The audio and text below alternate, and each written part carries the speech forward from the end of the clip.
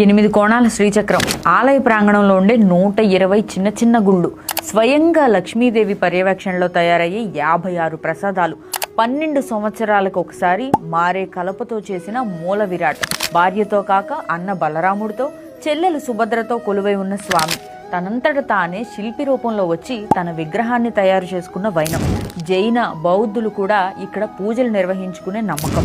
ఇక్కడ ప్రతి అంశం ఒక అద్భుతం. ఇంకో ఆశ్చర్యకర విషయం ఏంటంటే గుడి మీద ఉన్న జెండా గాలికి వ్యతిరేక దిశలో ఎగురుతూ ఉంటుంది.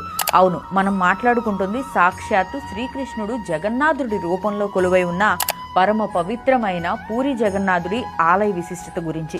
ఇప్పుడే చెప్పా కదా, గుడి మీద ఉన్న జెండా గాలికి వ్యతిరేక దిశలో రెపరెపలాడుతూ ఉంటుందని. అలాంటి జెండాను 45 అంతస్తుల గుడి ప్రాంగణం మీదకి ఎక్కి మారుస్తూ ఉంటారు. ఏ ఒక్క సపోర్ట్ లేకుండా అంత ఎత్తుకెక్కడం అనేది నిజంగా ఆశ్చర్యమే కదా. దీని పేరు పతిత పావన ప్రక్రియ. ఈ ప్రక్రియ ఏ ఒక్కరోజు జరగకపోయినా గుడిని 18 ఏళ్ల పాటు మూసివేయాలన్న విషయం మీకు తెలుసా? పూరి జగన్నాథుని దర్శించలేని భక్తులు ఆలయం మీద ఎగురుతున్న జెండాను చూస్తే జగన్నాథ దర్శన ఫలితం లభిస్తుందనే నమ్మకం ఉంది.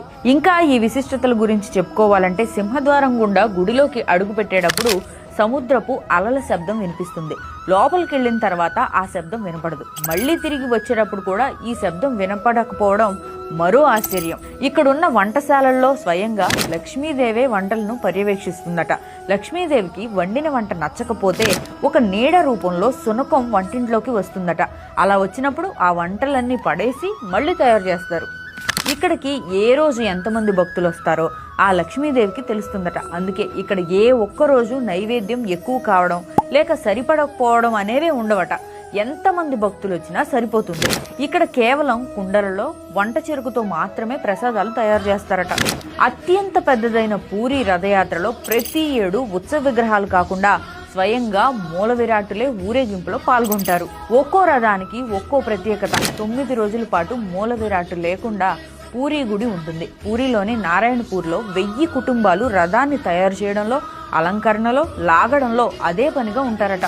రథయాత్ర తర్వాత మూల విరాట్ను ఊరి చివరలో దహనం చేసి కొత్త మూల విరాట్ను ప్రతిష్ఠిస్తారట. రథయాత్ర సమయంలో స్వామివారికి ఆయుర్వేద మూలికల్ని నివేదన చేస్తారు. స్నాన పూర్ణిమ ఉత్సవాలు విశేషంగా జరుగుతాయి. 108 కడవల జలాలతో నిర్వహిస్తూ ఉంటారట.